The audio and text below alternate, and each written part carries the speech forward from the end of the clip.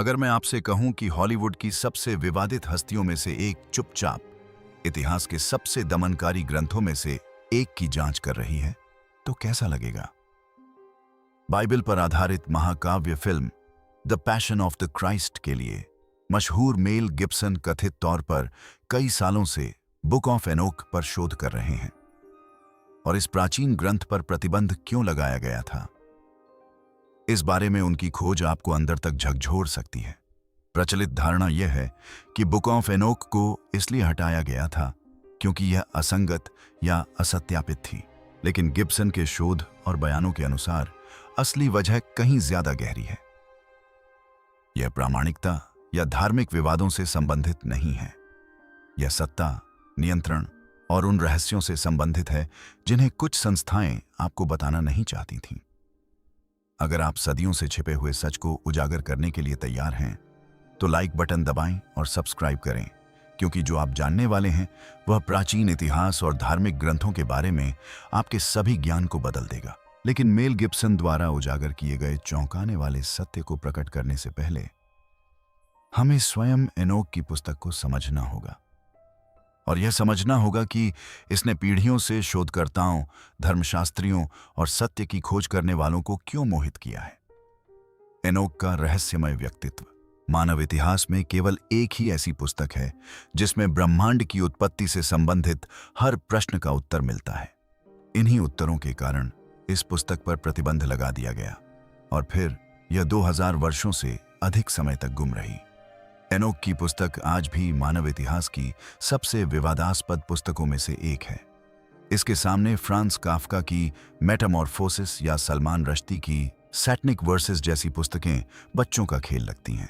उत्पत्ति अध्याय 5 में हमें सबसे पहले हनोक के बारे में पता चलता है, और हम इतना ही जानते हैं कि उसने परमेश्वर को इतना प्रसन्न किया कि उसकी मृत्यु नहीं हुई। उसे स्वर्ग की सर्वथा निःशुल्क यात्रा का उपहार मिला। लेकिन इस एक घटना ने हमें उत्तरों से अधिक प्रश्न दे दिए। यह कौन था वह व्यक्ति जो इतना धर्मी था कि परमेश्वर को मृत्यु को उससे दूर रखना पड़ा? एक ऐसा रहस्यमय व्यक्तित्व जिसके बारे में वास्तव में कोई नहीं जानता था। दूसरी और तीसरी शताब्दी के चर्च के धर्मगुरुओं जैसे जस्टिन मार्टर, इरेनियस, ओरिजन और अलेक्जेंड्रिया के क्लेमेंट, सभी ने एनोक की पुस्तक का उल्लेख किया है। दूसरी शताब्दी के आरंभिक पत्र बरनबास में एनोक की पुस्तक का व्यापक रूप से उपयोग किया गया है। प्राचीन रोमन दार्शनिक टर्टुलन ने तो एनोक की पुस्तक को पवित्र ग्रंथ तक कहा था। इस पुस्तक पर प्रतिबंध और इसका लुप्त हो जाना ईसा मसीह के बाद के पहले 300 वर्षों तक बहुत से लोग एनोक की पुस्तक के बारे में जानते थे और उसे पढ़ते थे।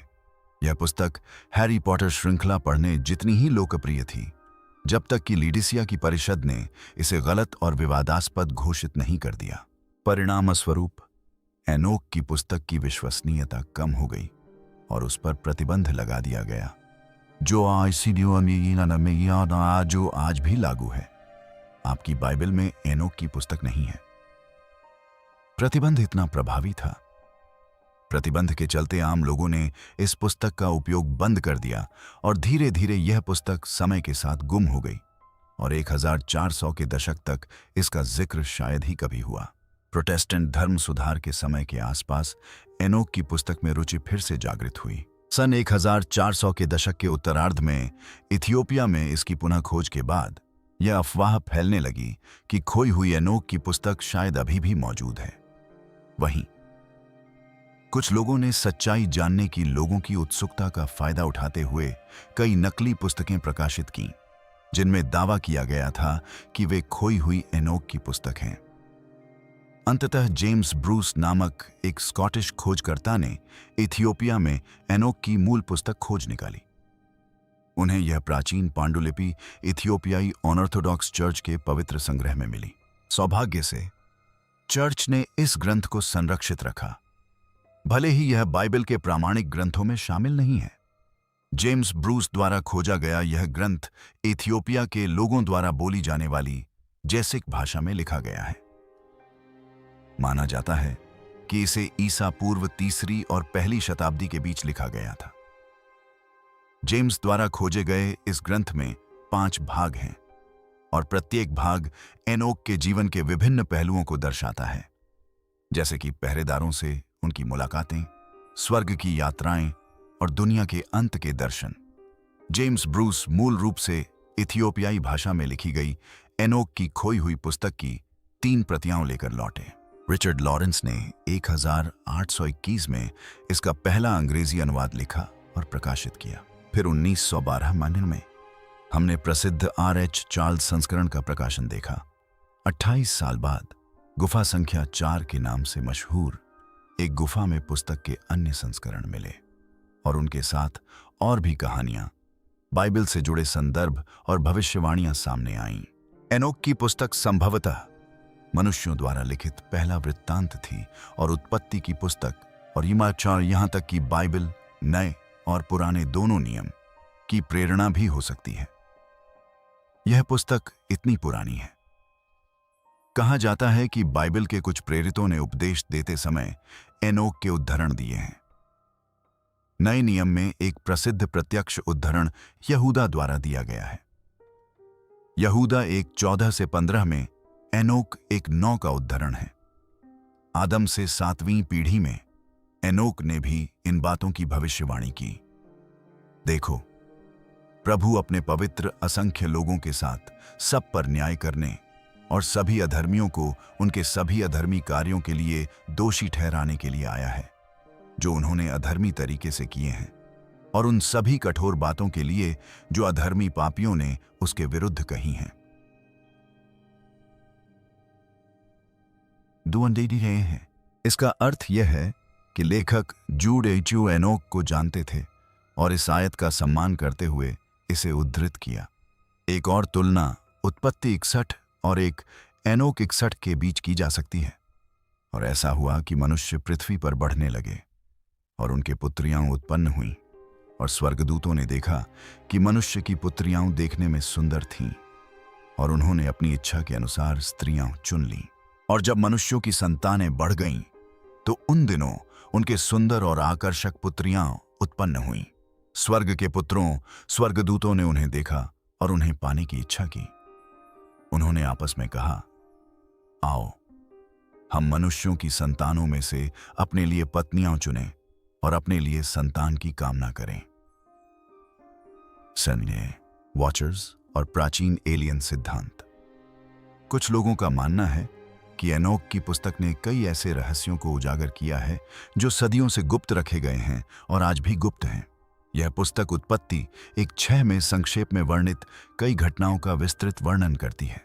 इसमें एनोक द्वारा पृथ्वी और स्वर्ग के गुप्त और रहस्यमय स्थानों की यात्राओं का वर्णन है, जैसे कि शोल, यहूदियों का परलोक, पाताल लोक, पवित्र पर्वत, 10 स्वर्ग, स्वर्ग के द्वार और स्वर्गदूतों के घर। एनोक की पुस्तक इतनी गहन है कि कहा जाता है कि इसमें मानव जाति की परग्रहियों से पहली मुलाकात दर्ज है। मैं मजाक नहीं कर रहा हूं। एनोक की दूसरी पुस्तक में एनोक की उन प्राणियों से मुलाकात का वर्णन है जो स्पष्ट रूप से मनुष्य नहीं थे। उन्हें केवल निगरानीकर्ता के रूप में जाना जाता है। कहा जाता है कि ये प्राणी आकाश से उतरे और मनुष्यों के साथ संवाद किया। जब मैं अपने घर में अकेला था, तभी 2 विशालकाय पुरुष मेरे सामने आए। उनके चेहरे सूर्य की तरह चमक रहे थे। उनके वस्त्र और आवाजें सुंदर थीं। एनोक ने वॉचर्स का यही वर्णन किया था। एरिक फॉन्डेन जैसे शोधकर्ता, जो कई पुस्तकों के स्विस लेखक हैं और जिनमें प्रारंभिक मानव संस्कृति पर अलौकिक प्रभावों के दावे किए गए हैं, मानते हैं कि एनोक द्वारा वर्णित ये प्राणी अलौकिक यानी एलियन हो सकते हैं। एनोक के वर्णन का एक और रोचक पहलू वॉचर्स द्वारा इस्तेमाल किया जाने वाला परिवहन साधन है। वॉचर्स को अग्नि के रथों पर सवार बताया गया है, जिनके पहिए इतनी तेजी से घूमते हैं कि वे आग की लपटों में घिरे हुए प्रतीत होते हैं। रथों की आवाज को गरज जैसी बताया गया है और वे अविश्वसनीय गति से चलते हैं। ये वर्णन यूएफओ के मौजूदा वृत्तांतों से काफी मिलते जुलते हैं। कई लोगों ने अजीब उड़ने वाली मशीनों को देखने का दावा किया है, जो बहुत तेज गति से चलती हैं और गरज जैसी आवाज करती हैं, ठीक वैसे ही जैसे एनोक ने वर्णन किया है। ये लोग ईसाई या कट्टर विश्वासी नहीं हैं, और अगर वे होते भी तो 60% ईसाई इस बात से अनजान हैं कि एनोक की किताब भी मौजूद है। इसलिए ये वृत्तांत काफी विश्वसनीय है। हमारे ग्रह पर परग्रहियों के आगमन का पहला रिकॉर्ड सुमेरियन लोगों से मिलता है और उनका वर्णन हूबहू एनोक के वर्णन से मिलता जुलता है। सुमेरियन लोग मेसोपोटामिया में रहने वाले प्राचीन लोग थे। वे अपनी भाषा को लिखने वाले पहले लोग थे और कुछ लोगों का मानना है कि वे तारों का अध्ययन करने वाले पहले लोग भी थे। सुमेरियन पौराणिक कथाओं के अनुसार जिन देवताओं को परग्रही प्राणी भी कहा जाता था, वे स्वर्ग या आकाश से नीचे आए और उन्हें अनेक विषयों का ज्ञान दिया, जो एनोक की पुस्तक में वर्णित बातों से मिलता जुलता है। इससे यह भी स्पष्ट होता है कि हमारे पूर्वजों द्वारा विश्व के विभिन्न भागों में निर्मित विशाल भवन तारों के साथ बिल्कुल सीधी रेखा में क्यों स्थित थे। सुमेरियन लोग इन परग्रही प्राणियों को अनुन्नाकी कहते थे। एनोक के वर्णन और सुमेरियन ग्रंथों में उनके साथ हुई मुलाकात के विवरण में इन परग्रही प्राणियों या रक्षकों को दूसरे लोक के प्राणी, विशालकाय जीव और प्रकाशमान प्राणी बताया गया है। इस संदर्भ में प्राचीन मिस्र के इतिहास ग्रंथ में वास्तव में कहा गया है कि एनोक ने महान पिरामिडों के निर्माण में सहायता की थी। इसका अर्थ यह है कि एनोक की पुस्तक में वॉचर्स द्वारा मनुष्यों के साथ साझा किए गए ज्ञान की व्याख्या सुमेरियन लोगों की तरह ही किसी उन्नत परग्रही सभ्यता के साथ उनके संपर्क या संबंध से आई हो सकती है। वॉचर्स और नेफिलिम का पतन। ऐसा कहा जाता है कि इन प्राणियों ने मानवता को शस्त्र कला से लेकर ज्योतिष, जादू टोना, नक्षत्रों, बादलों के ज्ञान, पृथ्वी के संकेतों, सूर्य के संकेतों और चंद्रमा की गति तक बहुत कुछ सिखाया था। संक्षेप में ये वॉचर्स ही मानवता की उन्नति के लिए जिम्मेदार थे। अब आप कह सकते हैं, इसमें गलत क्या है? एक शब्द में कहें तो हिरोशिमा या इजराइल और फिलिस्तीन के बीच चल रहा मौजूदा युद्ध। कल्पना कीजिए कि आप एक बच्चे को फरारी दे देते हैं। वह उसे बर्बाद कर देगा और बुरी तरह घायल हो जाएगा। इस परिदृश्य में मानवता ही वह बच्चा है। लोगों ने अपनी जानकारी का दुरुपयोग करना शुरू कर दिया, जिसके परिणाम स्वरूप भ्रष्टाचार और अहंकार का उदय हुआ। अब जबकि कुछ लोग अभी भी मानते हैं कि एनोक की मुलाकात एलियंस से हुई थी, अधिकांश बाइबल विद्वान या बाइबल रखने वाला कोई भी व्यक्ति मानता है कि एनोक की मुलाकात स्वर्गदूतों से हुई थी। ये रक्षक देवदूत थे, जिनका एकमात्र काम मनुष्यों की रक्षा करना था। शायद इसीलिए इन्हें रक्षक कहा जाता था। मनुष्यों के साथ किसी भी प्रकार का संपर्क न होना अनिवार्य था, और यहीं पर वे असफल हुए और ईश्वर की अवज्ञा की। रक्षकों ने न केवल मनुष्यों के साथ संपर्क किया, बल्कि वे महिलाओं के प्रति अपनी वासना को पूरा करने के लिए स्वर्ग छोड़कर पृथ्वी पर आ गए। अपने नेता सम्याजा के आग्रह पर उन्होंने पृथ्वी की स्त्रियों के साथ शारीरिक संबंध बनाए और उनसे विवाह की बात किया, जिससे नेफिलिम नामक संतानें उत्पन्न हुईं। ये संतानें आधी देवदूत और आधी मनुष्य थीं, एक विकराल जीव। नेफिलिम शारीरिक शक्ति से परिपूर्ण विशालकाय प्राणी थे, जो भारी तबाही मचाते थे। वे केवल लूटपाट और भोजन करते थे, और जब पृथ्वी पर उनके खाने के लिए कुछ नहीं बचा, तो उन्होंने जानवरों और बाद में मनुष्यों पर हमला करना शुरू कर दिया। शायद यहीं से साइक्लोप्स की ग्रीक पौराणिक कथा की उत्पत्ति हुई हो। वास्तव में ग्रीक महाकाव्य कवि हियोड के धर्मशास्त्र में वर्णित कहानी के अनुसार साइक्लोप्स आकाश देवता यूरेनस और पृथ्वी देवी गाया के पुत्र थे, जो मोटे तौर पर यूरेनस का प्रतिनिधित्व करने वाले रक्षकों और गाया का प्रतिनिधित्व करने वाली महिलाओं के बीच के मिलन को दर्शाता है। नेफिलिमों ने पृथ्वी की प्राकृतिक व्यवस्था को बिगाड़ दिया था और हमेशा संघर्ष बना रहता था। एकमात्र उपाय यही बचा था कि सब कुछ नए सिरे से शुरू किया जाए, यानी बाढ़ नेफिलिमों के लिए दंड थी। वे घोर घृणित थे और उनका सफाया करना आवश्यक था।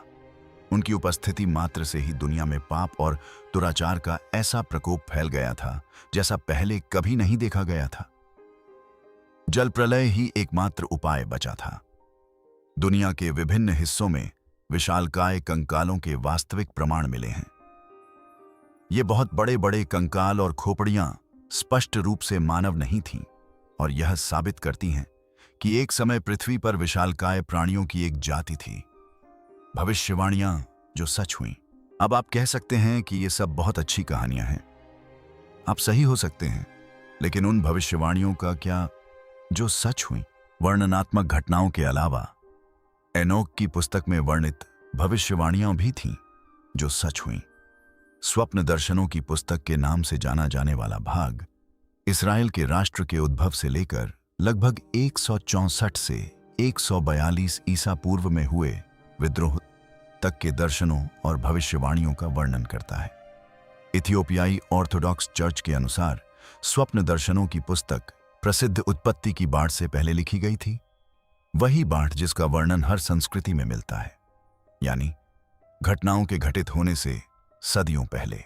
और अगर आप सोच रहे हैं तो बता दूं कि हनोक ने भी जल प्रलय की भविष्यवाणी की थी। नूह के पास जाओ और मेरी ओर से उससे कहो, अपने आप को छिपा लो और उसे आने वाले अंत के बारे में बताओ कि सारी पृथ्वी नष्ट हो जाएगी और सारी पृथ्वी पर एक प्रलय आने वाली है और उस पर जो कुछ भी है वह सब नष्ट हो जाएगा। और अब उसे निर्देश दो कि वह बच जाए और उसकी संतान संसार की सभी पीढ़ियों के लिए सुरक्षित रहे। जल प्रलय शब्द का अर्थ है भयंकर बाढ़ या भीषण बाढ़।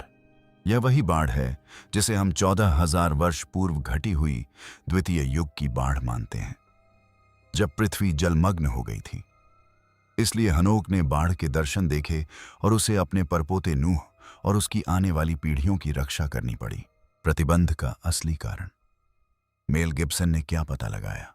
एनोक की पुस्तक में समय की कसौटी पर खरा उतरने के सभी गुण मौजूद हैं, लेकिन एनोक द्वारा अनुभव की गई घटनाओं की ठोस व्याख्या समाज के प्रमुख सदस्यों द्वारा अपने अपने समय में दिए गए उद्धरण और प्रतिबंधित होने से पहले पुस्तक के उपयोग के बावजूद एनोक की पुस्तक आज भी रहस्यों और विवादों से घिरी हुई है। एनोक की पुस्तक पर प्रतिबंध लगाने के पीछे प्रचलित मुख्य कारण इसके लेखकत्व संबंधी प्रश्न और धार्मिक विसंगतियां हैं। जी हां, विद्वान बताते हैं कि यह पुस्तक स्वयं एनोक द्वारा नहीं, बल्कि कई सदियों में अनेक लेखकों द्वारा लिखी गई थी। जी हां, इसमें प्रामाणिक धर्म ग्रंथों से विरोधाभास हैं, जैसे शैतान के बजाय दानवाझेल पर जोर देना और यह सुझाव देना कि पतित स्वर्गदूत पश्चाताप कर सकते हैं। लेकिन मेल गिब्सन के शोध और उनकी बाइबल आधारित फिल्मों के बारे में दिए गए साक्षात्कारों के अनुसार असली कारण कहीं अधिक गहरा और परेशान करने वाला है। गिब्सन का सुझाव है कि एनोक की पुस्तक को सुनियोजित रूप से दबाया गया क्योंकि इसमें बुराई के वास्तविक स्वरूप, हमारी दुनिया में भ्रष्टाचार की उत्पत्ति और सबसे महत्वपूर्ण बात, उस निरंतर आध्यात्मिक युद्ध के बारे में बहुत कुछ उजागर किया गया था जिसे धार्मिक संस्थाएं आम विश्वासियों से छिपाकर रखना चाहती थीं। गिब्सन ने जो खोजा है वह यह है कि वे आपको क्या नहीं बताना चाहते। एनोक की पुस्तक में इस बात का स्पष्ट विवरण दिया गया है कि निषिद्ध ज्ञान किस प्रकार मानवता तक पहुंचाया गया। यह कोई एक बार की घटना नहीं थी, बल्कि एक निरंतर चलने वाली व्यवस्था का हिस्सा था। वॉचर्स ने मनुष्यों को केवल हथियारों और ज्योतिष के बारे में ही नहीं सिखाया, उन्होंने आध्यात्मिक शक्तियों को नियंत्रित करने, नियंत्रण प्रणालियां बनाने और सत्ता के पदानुक्रम स्थापित करने के रहस्यों का खुलासा किया, जो आज तक कायम है। गिब्सन के शोध से पता चलता है कि प्रारंभिक चर्च परिषदों ने यह माना था कि एनोक की पुस्तक ने आम विश्वासियों को ऐसा ज्ञान प्रदान किया था जो चर्च के अधिकार के लिए खतरा था। यह पुस्तक दिव्य प्राणियों के साथ प्रत्यक्ष मुलाकातों, व्यक्तिगत रहस्यों के प्रकटीकरण और आध्यात्मिक यात्राओं का वर्णन करती है, और वह भी संस्थागत मध्यस्थता की आवश्यकता के बिना। हनोक के वृत्तांत में एक धर्मी व्यक्ति को स्वर्गिक लोकों और दिव्य ज्ञान तक सीधी पहुंच प्राप्त हो सकती थी। यह उस उभरते हुए चर्च ढांचे के लिए खतरनाक था जो स्वयं को ईश्वर और मानवता के बीच आवश्यक मध्यस्थ के रूप में स्थापित कर रहा था। इसके अलावा गिब्सन ने पुस्तक में नेफिलिम और उनकी निरंतर वंश परंपरा के विस्तृत वर्णन की ओर इशारा किया है। एनोक की पुस्तक से पता चलता है कि वॉचर्स द्वारा फैलाई गई बुराई बाढ़ के साथ समाप्त नहीं हुई। कुछ वंश परंपराएं, कुछ ज्ञान प्रणालियां और कुछ आध्यात्मिक प्रभाव जीवित रहे और मानव सभ्यता को आकार देना जारी रखा। इस वृत्तांत से यह संकेत मिलता है कि शक्तिशाली परिवार और संस्थाएं इस भ्रष्ट विरासत को आगे बढ़ा सकती हैं। एक ऐसा सुझाव जो इतिहास भर में धार्मिक और राजनीतिक दोनों ही सत्ताओं के लिए गहरा खतरा रहा होगा। पुस्तक में स्वर्गीय लोकों, सृष्टि की संरचना और विभिन्न देवदूतों और आध्यात्मिक प्राणियों के नाम और कार्यों का विस्तृत वर्णन भी शामिल है। गिब्सन के अनुसार यह ज्ञान आम लोगों के लिए बहुत शक्तिशाली और खतरनाक माना जाता था। इस जानकारी को सीमित रखकर धार्मिक अधिकारी ईश्वरीय इच्छा और आध्यात्मिक वास्तविकता के एकमात्र व्याख्याकार के रूप में अपनी भूमिका बनाए रख सकते थे। शायद सबसे महत्वपूर्ण बात यह है कि गिब्सन ने पाया कि एनोक की पुस्तक पर प्रतिबंध प्रारंभिक चर्च में संस्थागत शक्ति के सुदृढ़ीकरण के साथ मेल खाता था। ईसाई धर्म जब एक उत्पीड़ित आंदोलन से रोमन साम्राज्य का आधिकारिक धर्म बना तो मानकीकरण और नियंत्रण सर्वोपरिहार्य हो गए। व्यक्तिगत आध्यात्मिक अनुभव को प्रोत्साहित करने वाले, बुराई और शक्ति की प्रकृति के बारे में असहज सच्चाइयों को उजागर करने वाले या दुनिया में चल रहे अलौकिक संघर्षों का संकेत देने वाले ग्रंथों को व्यवस्थित रूप से बहिष्कृत कर दिया गया। गिब्सन बताते हैं कि इथियोपियाई ऑर्थोडॉक्स चर्च द्वारा इन ग्रंथों का संरक्षण महत्वपूर्ण है। इथियोपिया का भौगोलिक अलगाव और प्रमुख परिषदों से पहले ही ईसाई धर्म को अपना लेना इस बात का संकेत था कि यह यूरोपीय ईसाई धर्म की तरह राजनीतिक दबावों के अधीन नहीं था।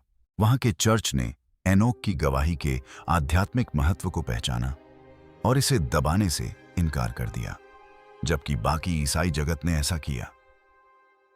गिब्सन का निष्कर्ष स्पष्ट है। एनोक की पुस्तक पर प्रतिबंध इसलिए नहीं लगाया गया क्योंकि वह अप्रामाणिक या असंगत थी। इस पर प्रतिबंध इसलिए लगाया गया क्योंकि यह अत्यधिक प्रामाणिक थी, एक ऐसी वास्तविकता के साथ अत्यधिक सुसंगत थी जो स्थापित सत्ता संरचनाओं के लिए खतरा थी। इसने प्रकट किया कि आध्यात्मिक युद्ध वास्तविक है, बुराई के विशिष्ट स्रोत और तंत्र हैं। शक्तिशाली शक्तियां मानव इतिहास के पर्दे के पीछे काम करती हैं और आम लोगों में संस्थागत नियंत्रण के बिना सीधे ईश्वर से जुड़ने की क्षमता है। यही कारण है कि यह पुस्तक आज भी विवादास्पद बनी हुई है। यही कारण है कि मुख्यधारा के संप्रदाय आज भी इसे नकारते हैं। और यही कारण है कि गिब्सन जैसे शोधकर्ताओं का मानना है कि हमें इस बात पर पुनर्विचार करने की आवश्यकता है कि हमें किन ग्रंथों को स्वीकार्य और किन को खतरनाक बताया गया है।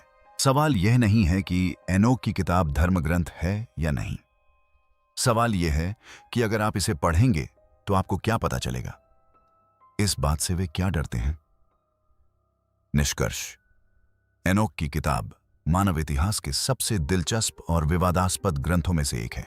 चाहे आप इसे प्राचीन इतिहास, धार्मिक विद्वत्ता, वैकल्पिक पुरातत्व या आध्यात्मिक खोज के नजरिए से देखें, इसका प्रभाव निर्विवाद है। मेल गिब्सन की इस बात की जांच कि इस पुस्तक पर वास्तव में प्रतिबंध क्यों लगाया गया था, एक ऐसे पैटर्न को उजागर करती है जो साधारण धार्मिक विवादों से परे सत्ता, नियंत्रण और मानवीय चेतना के प्रबंधन के क्षेत्र तक फैला हुआ है। एनोक के रहस्यमय स्वर्गारोहण से लेकर वॉचर्स के निषिद्ध ज्ञान तक, नेफिलिम की विनाशकारी कहानी से लेकर उन भविष्यवाणियों तक जो सदियों बाद सच होती प्रतीत हुई थी, यह प्राचीन ग्रंथ इतिहास, आध्यात्मिकता और हमारे संसार को आकार देने वाली शक्तियों के बारे में हमारी समझ को चुनौती देता है। यह तथ्य कि इसे इथियोपिया में संरक्षित रखा गया जबकि इसे अन्य सभी स्थानों पर व्यवस्थित रूप से मिटाया जा रहा था, इसे दबाने के दृढ़ संकल्प और इसकी रक्षा के लिए आवश्यक साहस दोनों को दर्शाता है। चाहे एनोक की पुस्तक ईश्वरीय प्रेरणा से लिखा गया धर्म ग्रंथ हो, प्राचीन मिथकों का संग्रह हो, वास्तविक घटनाओं का ऐतिहासिक विवरण हो या इन सब के बीच कुछ और हो, एक बात निश्चित है, यह अविश्वसनीय बाधाओं के बावजूद किसी कारण से बचा रहा है। इसमें निहित ज्ञान, इससे उठने वाले प्रश्न और इसमें प्रकट या प्रकट करने का दावा किए गए सत्य, इसके लिखे जाने के हजारों वर्ष बाद भी सत्य के खोजियों के मन में गूंजते रहते हैं। जैसा कि गिब्सन कहते हैं, शायद असली सवाल यह नहीं है कि हमें एनोक की पुस्तक पढ़नी चाहिए या नहीं। शायद असली सवाल यह है कि कुछ लोग अब भी हमें इसे पढ़ने से रोकने में इतने दृढ़ संकल्पित क्यों हैं। ऐसे युग में जहां सूचना कथित तौर पर मुफ्त और सुलभ है, इस प्राचीन ग्रंथ के आसपास जारी विवाद हमें यह सोचने पर मजबूर करता है कि और कौन सा ज्ञान हमसे छिपाया गया है और क्यों। एनोक की पुस्तक हमें याद दिलाती है कि इतिहास सत्ता में बैठे लोगों द्वारा लिखा जाता है। सच्चाई अक्सर कल्पना से भी कहीं अधिक विचित्र होती है, और अपनी उत्पत्ति, अपने उद्देश्य और अपने भाग्य को समझने की खोज हमारे जीवन की सबसे गहन यात्राओं में से एक है। चाहे वह ईश्वरीय भविष्यवाणी हो या प्राचीन पौराणिक कथा, यह निश्चित रूप से हमें अतीत से अपने जुड़ाव को समझने में मदद करती है, और शायद यदि हम ध्यान से देखें तो भविष्य की राह भी दिखा सकती है। यदि इस वीडियो ने आपको कुछ ऐसा दिखाया है जो आप पहले नहीं जानते थे, तो इसे किसी ऐसे व्यक्ति के साथ साझा करें जिसे इस सच्चाई को सुनने की आवश्यकता है। सदियों से छिपा हुआ ज्ञान प्रकाश में आना चाहिए।